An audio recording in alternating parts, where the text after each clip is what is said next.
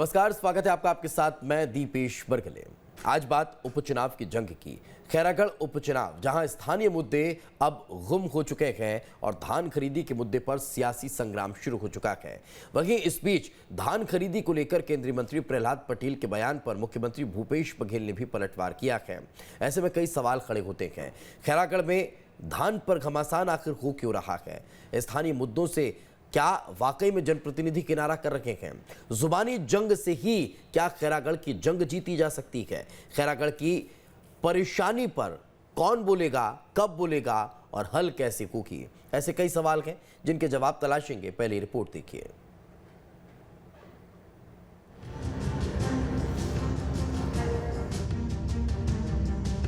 12 अप्रैल को खैरागढ़ विधानसभा उपचुनाव के लिए वोट डाले जाएंगे। इससे पहले कांग्रेस और बीजेपी दोनों ही दलों ने इस सीट पर जीत के लिए एड़ी चोटी का दम लगा दिया है। सीएम भूपेश रोजाना जनसभाएं कर रहे हैं, तो वहीं बीजेपी की तरफ से स्टार प्रचारक केंद्रीय मंत्री प्रहलाद पटेल भी ताबड़तोड़ दौरे कर रहे हैं। लेकिन इन सब के बीच पक्ष और विपक्ष स्थानीय मुद्दों को छोड़कर धान खरीदी के मुद्दे पर आमने सामने हैं। एक तरफ जहां केंद्रीय मंत्री प्रहलाद पटेल धान खरीदी के मुद्दे पर सरकार को घेर रहे हैं, तो वहीं सीएम भूपेश भी केंद्रीय मंत्री पर निशाना साध रहे हैं। अभी जिस प्रकार से भारतीय जनता पार्टी के नेता प्रहलाद पटेल जी ने जो बात कही कि छत्तीसगढ़ को दिवालिया कर रहे हैं क्योंकि किसानों का ऋण माफी हो गया, 2500 रुपये क्विंटल धान बिक रहा है। हमने तो विधानसभा में कहा यदि किसानों के कर्ज माफ़ी करने के लिए 2500 रुपये क्विंटल में धान खरीदी करने के लिए, 3000 में कोदो कूट की रागी खरीदने के लिए, तेंदुपत्ता खरीदने के लिए यदि हमको लोन लेने की आवश्यकता पड़ेगी तो हम पीछे नहीं हटेंगे। तो मूलतः भारतीय जनता पार्टी किसान विरोधी है। रमन सिंह पहले भी चुनाव साल में बोनस देते रहे और उसके बाद वो मुकर जाते थे। वहीं सीएम भूपेश के बात पर केंद्रीय मंत्री ने पलटवार किया। प्रहलाद पटेल का कहना है कि जो बात मैंने नहीं कही उसे सीएम मुद्दा बना रहे हैं। प्रदेश की जनता जान चुकी है उनके साथ क्या हुआ है। जो चीज मैंने बोली नहीं छत्तीसगढ़ की धरती पर, उसको हेडलाइन बनाकर अपने पाप ढांकना। अब मैं कह रहा हूं कि मैंने जल शक्ति मिशन के तहत भारत सरकार ने 4 गुना पैसा भूपेश बघेल जी आपको दिया था। ये बात मैंने वहां जोर पर भी बोली है, आज रिपीट कर रहा हूं। 1431 करोड़ रुपया 4 गुना आपको पैसा दिया था, लेकिन आप उसे नहीं ले पा रहे हैं। आपने दूसरी किस्त का आवेदन नहीं किया। ये छत्तीसगढ़ की जनता के साथ आप छल कर रहे हैं। खैरागढ़ उपचुनाव में चंद दिनों का वक्त बाकी है। वार पलटवार का दौर जारी है। इन सब के बीच स्थानीय मुद्दे कहीं गुम से हो गए हैं। धान खरीदी की तान छेड़ दी गई है। राज्य और केंद्र आमने सामने आ गए हैं। कांग्रेस की तरफ से भूपेश बघेल ने जहां मोर्चा संभाल रखा है, वहीं बीजेपी की तरफ से मैदान में केंद्रीय मंत्री उतरे हैं। ऐसे में देखना होगा खैरागढ़ की जनता को ये सियासी राग कितना रास आता है। Team news state.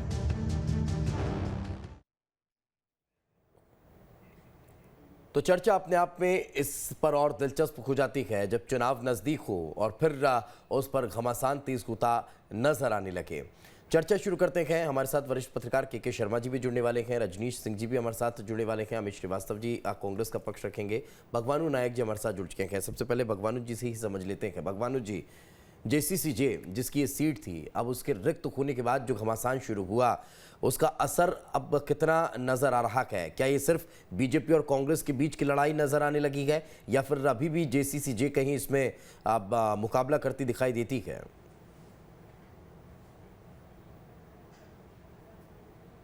जो विधानसभा चुनाव हुआ था, दोनों ही राष्ट्रीय राजनीतिक दल को नकारते हुए खैरागढ़ की जनता ने माननीय देवव्रत सिंह जी को चुना।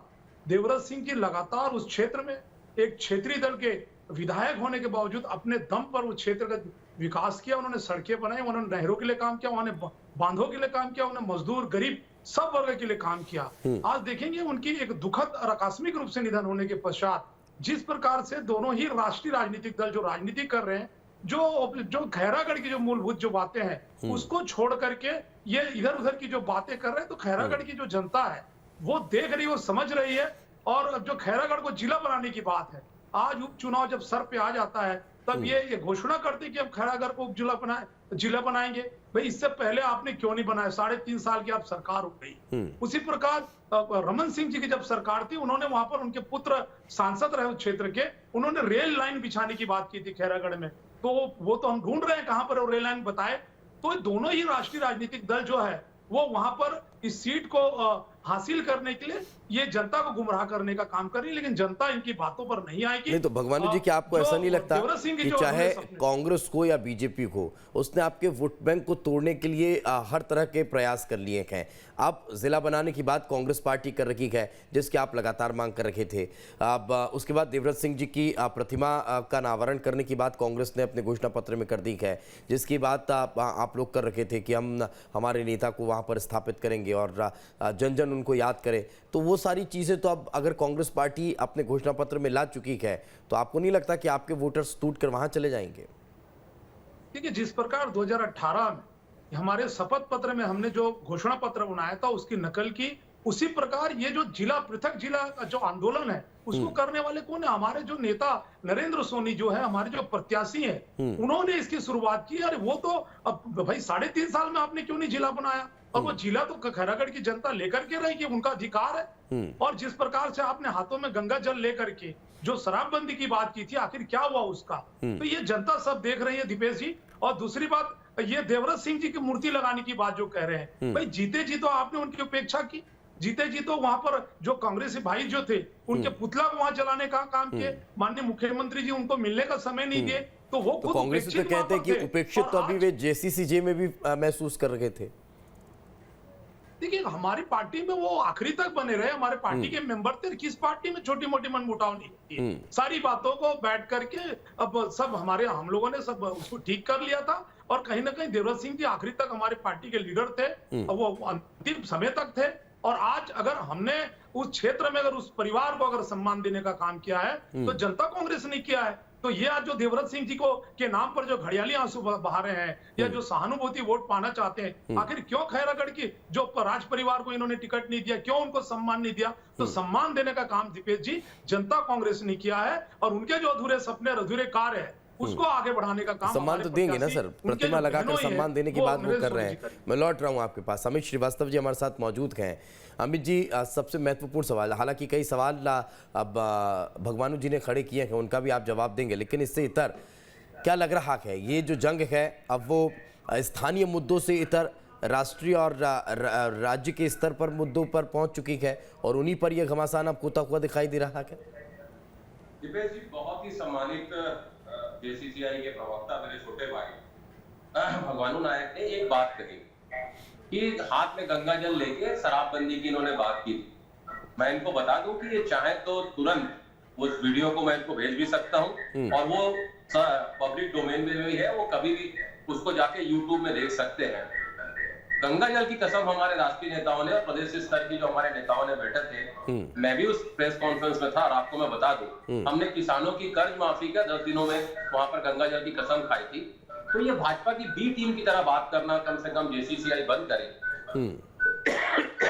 सॉरी, जिस प्रकार से अभी वो कह रहे थे क्षेत्र की जनता पे छोड़ देते हैं ना, क्षेत्र की जनता ने जनता जिसके साथ होगी, जनता जनार्दन है। जनता ने पहले भी अपना मत अधिकार का प्रयोग करके आपको जिताया था, देवव्रत दादा को जिताया था और सर्वविदित है कि देवव्रत दादा का झुकाव लगातार वो कांग्रेस के साथ थे और उन्होंने कहा भी है लगातार। और जिस प्रकार से आप देखिए कि जिस प्रकार से कांग्रेस ने उनको सम्मान देने की ये बात कर रहे थे, आपको मैं बता दूं 3 बार के विधायक, 1 बार के सांसद, राष्ट्रीय प्रवक्ता, इससे ज्यादा सम्मान कांग्रेस ने लगातार उनको सम्मान देने का काम किया है।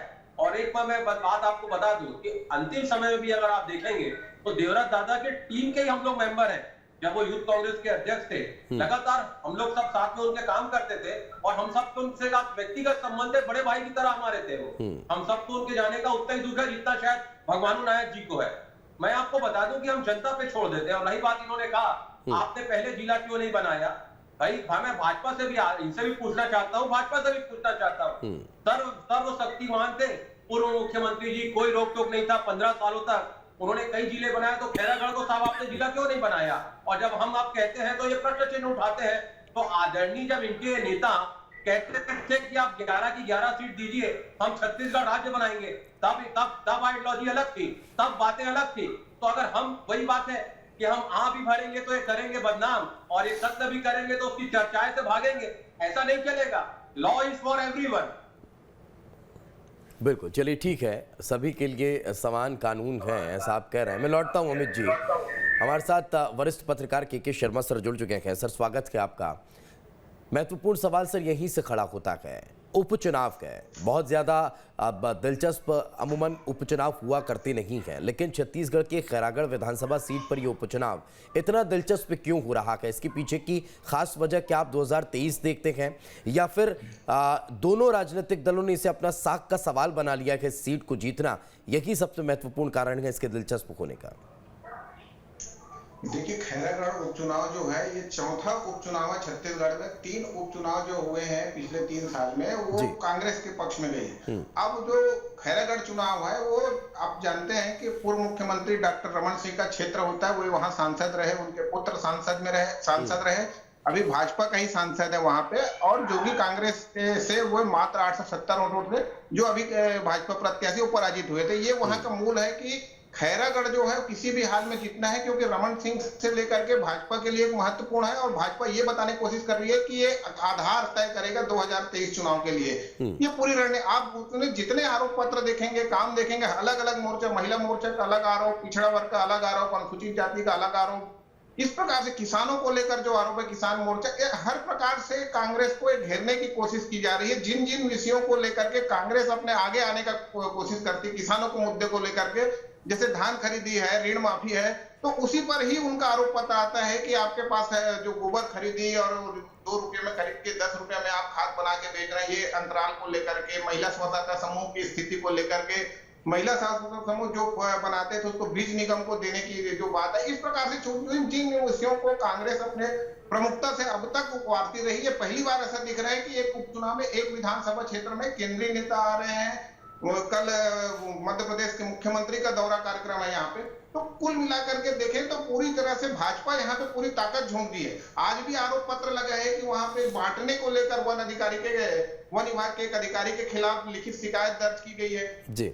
और शराबबंदी को लेकर जो जितने भी मतलब जो घोषणा पत्र में इनके अधूरे कार्य हैं उनको यहाँ पूरी तरह से एक जनता तक पहुंचाने का प्रयास किया जा रहा है। और भूपेश सरकार को घोषणाओं को पूरा नहीं करने के कारण एक झूठा करार दिया जा रहा है। उसी के चलते जो जिला बनाने की जो बात महत्वपूर्ण इस चुनाव में आ गया है कि जिला जो भूपेश सरकार जो बनाने की बात घोषणा कर रहे हैं, ये जनता के बीच में एक कहीं ना कहीं पकड़ मजबूत कांग्रेस के करने जा रही है। एक महत्वपूर्ण फैक्टर होगा यदि कांग्रेस के पक्ष की बात करें तो। ये जिला बनाने को लेकर भी आ रहा है कि अभी तक क्यों नहीं हुआ। जैसे वो आपके अभी जोगी कांग्रेस की ओर से भगवानी नायक जी बोल रहे हैं कि वहां के जो प्रत्याशी हैं वो वकील हैं उनके जोगी कांग्रेस के, और वो इस आंदोलन को कर दे। जिला बनाने की मांग लंबे समय से चलती रही है। अब वहां पे अब जिला बनाने की बात आ रही है, विकास की जो बात आ रही है, तो भाजपा ने क्या किया, ये आरोप भूपेश बघेल ने लगाया। तो उन्होंने एक पूरे 36 लिस्ट जारी कर दी है कि हमने क्या क्या काम किया। इस प्रकार से इस चुनाव को हम देखें तो पूरी तरह से एक आधार तय हो, क्योंकि भाजपा 70 विधायक जो है अभी कांग्रेस के हैं। तो वहां पे भाजपा यदि इस चुनाव को कहीं जीतती है तो कहीं मैदान में नजर आएगी, और नहीं तो फिर ये कांग्रेस के लिए फिर 2023 एक आसान रास्ता दिखेगा। जी बिल्कुल। लेकिन एक और चीज शर्मा सर, एक सवाल यहाँ पर यह भी बनता है कि इसमें धान खरीदी का मसला उठना, क्या आपको लग रहा है कि डायरेक्ट 2023 के लिहाज से हिट करने की कोशिश है, किसानों को ज्यादा से ज्यादा अपने से जोड़ने का प्रयास है? देखिए, ऋण माफी और जो किसानों को ऋण देते रहे इसको लेकर के है, और जो धान खरीदी जो मूलतः जो 2500 रुपए धान खरीदी जो इनके घोषणा पत्र के अनुरूप जो सरकार जो बनी कांग्रेस की, उसमें एक महत्वपूर्ण भूमिका इस योजना की रही है। और उसमें पैसा 2500 में चूंकि खरीद नहीं कर सकते, क्योंकि पूरे राज्य सरकार और केंद्र सरकार के बीच एक 2014 में समझौता हुआ था कि कोई भी समर्थन मूल्य से अधिक में खरीदेगा तो केंद्र सरकार उसकी उपज नहीं खरीदेगी। अब उसी को लेकर के रुकावट आई, तो उसके बाद राजीव गांधी किसान न्याय योजना के माध्यम से नगद फसल और अन्य उपज को बढ़ावा देने के लिए धान के अतिरिक्त नगद फसलों को प्रोत्साहित करने के नाम पर एक योजना शुरू करके अतिरिक्त राशि का दिया जा रहा है किसानों को लेकर के, जिसकी 34 किस्त अभी इस वर्ष का 4 किस्त में दिया गया। कहने का मतलब यह है कि एक साल में 4 किस्त करके राशि का दिया जा रहा है। अब बात यह है कि किसानों को लेकर के जो खाद की कमी है, वो बारदाना की कमी है, इसको लेकर के देख रहे हैं कि केंद्र और राज्य दोनों पर आरोप प्रत्यारोप का दौर चलते रहा। अब उसमें जो धान खराब होता है उसको लेकर के भी कांग्रेस कहीं से बात आ रही कि हमने इस बार जो जल्दी से है उनका मिलिंग का काम शुरू कर दिए हैं, 61 लाख मीट्रिक टन धान जो जमा करना है केंद्रीय पूल में, उसके लिए तैयारी की बात आ रही है। तो कुल मिला के प्रशासन और शासन दोनों के लिए धान खरीद एक महत्वपूर्ण योजना है जो 2023 के लिए अभी तक के जो जितने भी चुनाव जीते हैं उसमें इसकी एक महत्वपूर्ण भूमिका रही है। जी बिल्कुल, और उसका इस उपचुनाव में भी कहीं ना कहीं असर नजर आ सकता है। यही वजह है कि बीजेपी कांग्रेस दोनों अब धान पर घमासान करते हुए नजर आ रहे हैं। साथ में रखें, हमारे साथ रजनीश सिंह जी भी जुड़ चुके हैं, बीजेपी के विधायक हैं, बीजेपी का पक्ष रखेंगे। रजनीश जी, बहुत बहुत स्वागत आपका। क्या लग रहा है धान खरीदी के मसले को इसमें उठाना आखिर कितना जायज और इसका कितना इम्पैक्ट नजर आएगा? क्या है, भारतीय जनता पार्टी वो सब मुद्दा उठाएगी जो इन्होंने बड़े बड़े वादे किए थे, घोषणा किए थे 2018 से पिछले तब तक सरकार में आई। वो जब ये बात करते हैं कि धान हमारा लिए बहुत महत्वपूर्ण है, तो जो धान का मुद्दा है इससे क्यों विचलित हो रही कांग्रेस? अभी 4थे किस्त जो आई है उसमें 30% की राशि काट दी है, 2500 रुपये नहीं दिए हम पिछले 2 वर्षों से ऐसा हो रहा है। पूरे बोरा में समस्या पैदा करते हैं, धान के रस्ते में कटौती करते हैं, धान खरीदी को लेट करते हैं, पैसा देने में लेट करते हैं, और ये समझते हैं कि हमने किसान को खुशहाल बना दिया है। किसान निश्चित रूप से त्रस्त है, इसलिए इनको सामना करना ही पड़ेगा। दारू को बंद करेंगे बोले थे देखिए, बेरोजगारों को 2500 रुपये दिए बोले थे देखिए, महिलाओं का ऋण माफ करेंगे देखिए, सरकारी सेवकों को सबको हम नियमित करेंगे, कोई भी अब यहाँ पर संविदा नहीं रहेगा, नहीं तो रजनीश जी, एक तरफ आप कह रहे हैं कि 2500 रुपये नहीं दिए जो देना चाहिए, दूसरी तरफ आप ही के नेता कह रहे हैं कि 2500 रुपये देकर प्रदेश को दिवालिया बना रखे हैं। नहीं देखिए, अभी 2 विषय है इसमें, हम तो बोल रहे हैं 2500 दिए नहीं है, वो विषय तो वो भी आएगा। आप जो फ्री की कर रहे हैं वो विषय यदि मैं उससे जाऊँ तो वो थोड़ा विस्तार में हो जाएगा, इसलिए मैं 2500 रुपया भी दे कहाँ रहे हैं। पहले तो इसी को करें, ये बोलते हैं कि हमने सब ऋण माफ कर दिया, कहाँ ऋण माफ किए? सिर्फ आपने केसीसी का, सिर्फ कोऑपरेटिव बैंक का ऋण माफ किया है।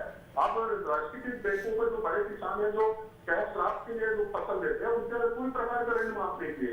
इसलिए ये कहना कि हमने ऋण माफ किया किसानों को, धान का 2500 दे रहे हैं, नहीं दे रहे हैं।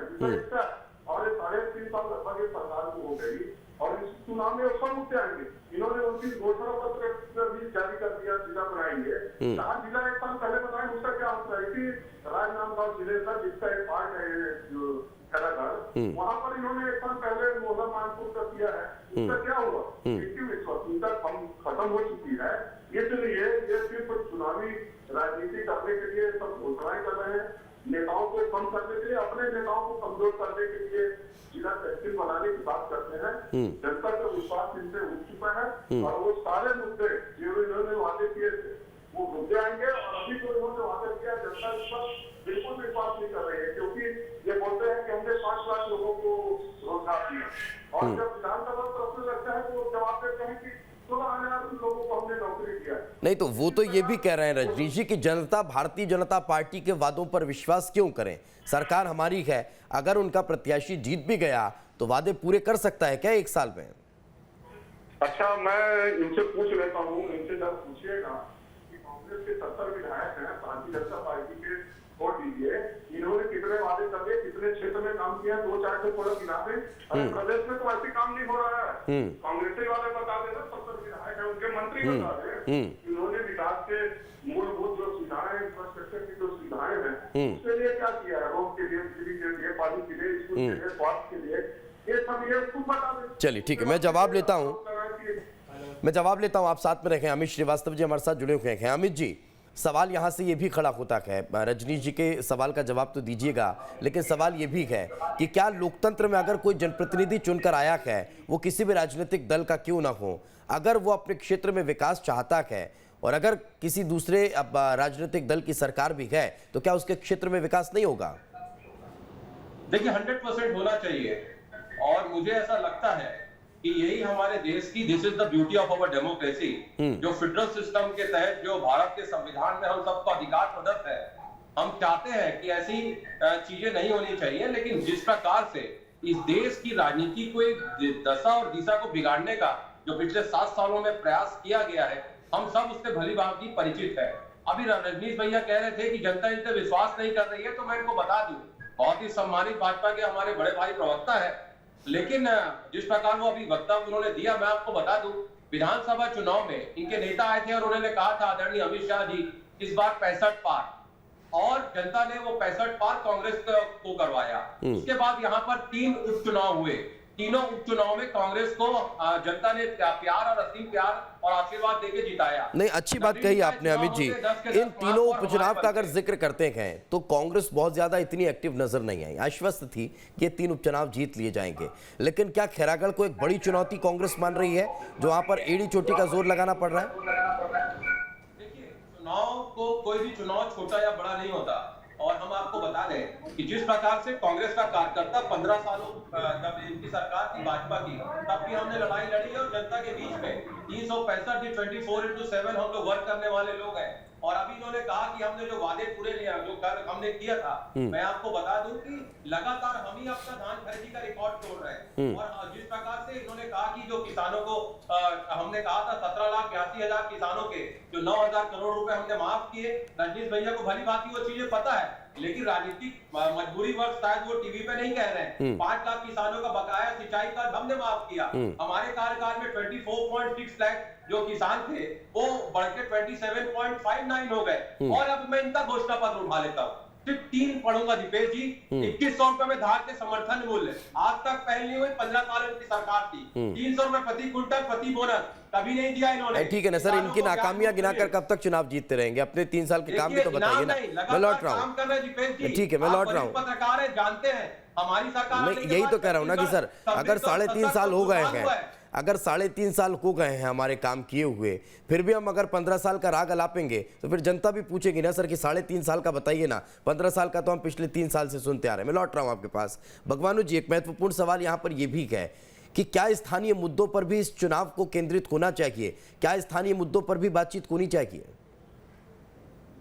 देखिए दीपेश जी, सबसे बड़ी बात यह, कांग्रेस पार्टी को छत्तीसगढ़ की जनता ने बहुत बड़ी मैंडेट दी। आज 3.5 साल के बाद यहाँ पर जो उपचुनाव हो रहा है माननीय देवव्रत सिंह जी के निधन के पश्चात, आप देखेंगे इस चुनाव में कांग्रेस पार्टी पूरी ताकत झोंक दी है। साम दाम दंड भेद के तहत जो है इस चुनाव को जीतने के लिए पूरा मंत्रिमंडल, पूरे नेता, पूरे कार्यकर्ता, पूरे हम ये पूछना चाहते हैं, अगर आपकी सरकार ने अगर काम किया तो आखिर क्या जरूरत है कि इस प्रकार का जो चुनावी घोषणा जो लगातार कर रहे हैं, जो वहां पर जो वोट की जो राजनीति चल रही है, तो ये कहीं ना कहीं देखेंगे कि असम में जिस प्रकार से जो है छत्तीसगढ़ मॉडल फेल हो चुका है, उत्तर प्रदेश में छत्तीसगढ़ मॉडल फेल हो गया, तो ये खैरागढ़ में भी निश्चित रूप से हैट्रिक होने वाला है। इसके डर से किसी भी तरीके से जो चुनाव को जीतने के लिए हम ये कहते हैं कि भाई आपकी सरकार है, मैंडेट है, आपने जो वादा किया, आप कहते हैं कि हमने गंगा जल को हाथों में लेके कसम नहीं खाया है, कि आप तो ये भी कह देंगे कि हमने सर कब तक गंगा जल की बात करेंगे? जिन्होंने गंगा जल हाथ में लिया तो वो भारतीय जनता पार्टी में हो लिए, छोड़िए ना, दूसरा सवाल लाइए। हाँ, तो मेरा यही कहना है कि ये कहीं ना कहीं इन्होंने जो छत्तीसगढ़ की जनता के साथ जो वादा खिलाफी किया, जो यहाँ पर जो महिलाओं के साथ जो वादा खिलाफी किया, जो हमारे युवा बेरोजगार साथी है उनके साथ जो हुआ है, मजदूरों के साथ हुआ है, कहीं ना कहीं वो ये जान रहे हैं। इसी कारण ये कहीं ना कहीं देखेंगे आप पूरा छप्पे में अगर आप देखेंगे तो पूरी ताकत झोंक करके खैरागढ़ को जीतने के लिए। ठीक है, मैं लौटता हूँ। के शर्मा सर से एक लास्ट कमेंट ले लेता हूँ। सर, क्या लग रहा है सिनेरियो आपको इस खैरागढ़ का इम्पैक्ट किस तरह का नजर आने वाला है? यहाँ पे जोगी कांग्रेस के लिए सबसे बड़ी बात है कि राजघराने का जो वोट बैंक है, देवव्रत सिंह के वोट बैंक को कितना बचा के रख पाते हैं। एक दूसरी चीज भाजपा के लिए एक महत्वपूर्ण है कि रमन सिंह और उनकी पूरी टीम जो वहां पे लगी हुई है, वो भाजपा का जो वो अपने फिर से वहां पे उस जीत दर्ज कर पाती है कि नहीं, ये दूसरी। तीसरा चीज ये, कांग्रेस सरकार जो 3 साल के कामों के साथ किसान का हो, अनुसूचित जाति, आदिवासी, सभी वर्गों के लिए जो काम का दावा कर रही है और जो घोषणा पत्र में है उनको पूरा किया, ये भी कांग्रेस के लिए वहां पे जिला बनाने की जो बात है, कितना विश्वास लोगों का भूपेश सरकार के प्रति है, ये वहां पे स्पष्ट हो जाएगा चुनाव परिणाम से। लेकिन सबसे महत्वपूर्ण बात यह है कि भाजपा, कांग्रेस, जोगी कांग्रेस, ये जो तीनों बात कर रहे हैं कि जैसे जोगी कांग्रेस की जो बात है पूरी तरह कांग्रेस के खिलाफ है, तो क्या वहां पे वोट बैंक केवल कांग्रेस के लिए किसका वोट बैंक काट रहे हैं कि जीतने की स्थिति में, ये भी देखने वाली बात है। ये अपने आप में महत्वपूर्ण है, अब ये देखने वाली बात होगी। बहुत बहुत शुक्रिया आप सभी का हमारे साथ चर्चा में जुड़ने के लिए। और अब आने वाला वक्त बताएगा, बहुत ज्यादा वक्त बचा नहीं है। तमाम राजनीतिक दल एड़ी चोटी का जोर लगाते हुए यहाँ पर नजर आ रहे हैं। वक्त एक छोटे से ब्रेक का, जल्द हाजिर होंगे।